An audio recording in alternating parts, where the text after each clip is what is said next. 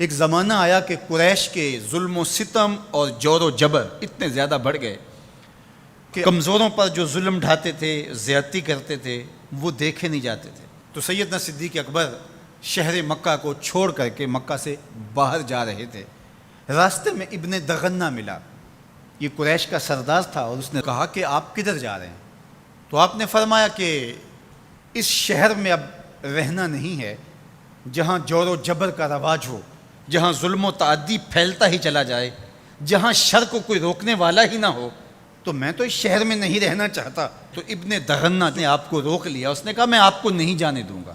ان مثلک لا یخرج ولا یخرج، آپ جیسا شخص کبھی بھی شہر سے باہر نہیں جائے گا اور نہ اس کو نکالا جا سکتا ہے۔ جناب سیدنا صدیق اکبر رضی اللہ تعالی عنہ کے بارے میں گواہی ایک کافر کی سنیے جو دھرم میں، عقیدے میں مخالفت رکھتا ہے، لیکن سچائیاں تو سر چڑھ کے بولتی ہیں۔ اب ابن دغنہ سیدنا صدیق اکبر کو بازو سے پکڑ لیتا ہے اور واپس مکے کی طرف چلتے ہوئے کہتا ہے فَإِنَّكَ تَكْسِبُ الْمَعْدُومَ، اس لیے کہ جس کا کوئی کمانے والا نہیں، ابو بکر تم اس کے کمانے والے ہو۔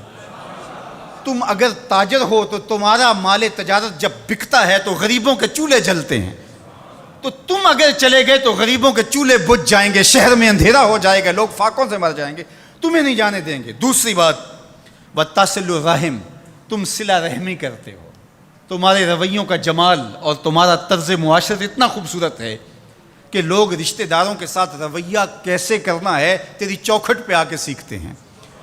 تیسری بات وَتَحْمِلُ الْكَلَّ، جس کا کوئی بوجھ اٹھانے والا نہیں، ابو بکر اس کا بوجھ تم اٹھاتے ہو، اس کی ضرورت کو تم پورا کرتے ہو۔ وَتَقْرِي الضَّيْفَ، اور آپ مہمان نواز ہیں، اور وَتُعِينُ عَلَىٰ نَوَائِبِ الْحَقِّ، اور آپ ان لوگوں کی مدد کرتے ہیں جو راہ حق کے اندر مشکلات میں گھر جاتے ہیں۔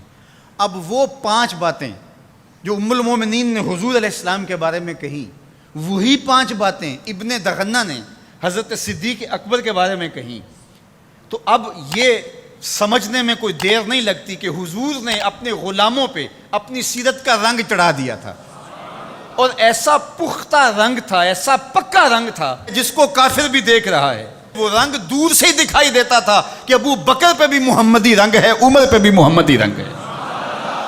اب آئیے ایک حدیث اور رکھتا ہوں، اور وہ ابو داود میں ہے، ترمذی میں ہے، اور سیدہ عائشہ رضی اللہ تعالی عنہا فرماتی ہیں، کہتی ہیں ما رأیت احدا کان اشبہ سمتن و ہدین و دلن و کلامن برسول اللہ صلی اللہ علیہ وسلم من فاطمہ، کہا کہ میں نے سیرت میں، صورت میں، عادات میں، طرز زندگی میں، انداز معاشرت میں حضور کے مشابہ فاطمہ سے بڑھ کر کسی کو نہیں دیکھا ہے۔ اگر حضور کی سیرت کا عکس کامل دیکھنا چاہتے ہو، اگر حضور کے جمال کا نقشہ مکمل دیکھنا چاہتے ہو، اگر محمد عربی کی تصویر دیکھنا چاہتے ہو، تو وہ فاطمہ بنت محمد ہے صلی اللہ علیہ وسلم۔ ابو بکر صدیق حضور کے رنگ میں رنگے ہوئے، سیدہ فاطمہ حضور کے رنگ میں رنگی ہوئی ہیں، اور وہ بھی حضور کی تربیت کا عکس ہیں، اور یہ بھی تربیت کا عکس ہیں۔ وہ بھی حضور کا رنگ اور یہ بھی حضور کا رنگ، اور دونوں ایک ہی سینے سے پھوٹتی ہوئی شعائیں، ایک ہی چمن کے مہکتے ہوئے 2 پھول، ایک کا نام فاطمہ ہے اور دوسرے کا نام ابو بکر ہے۔ اور اگر کوئی انگلی اٹھاتا ہے سیدنا ابو بکر پہ تو وہ حضور کی تربیت میں نقص نکالتا ہے، اور اگر سیدہ فاطمہ تو زہرا پہ کوئی بات کرتا ہے تو وہ بھی سوچے بات کہاں تک جا رہی ہے۔ اس امت کو الجھا دیا گیا، اہل بیت اور صحابہ کو الگ الگ خانوں میں بانٹ کر کے اس انداز کے ساتھ پیش کیا گیا کہ جس طرح اہل بیت کے ماننے والے اور ہوتے ہیں اور اصحاب رسول کے ماننے والے اور ہوتے ہیں۔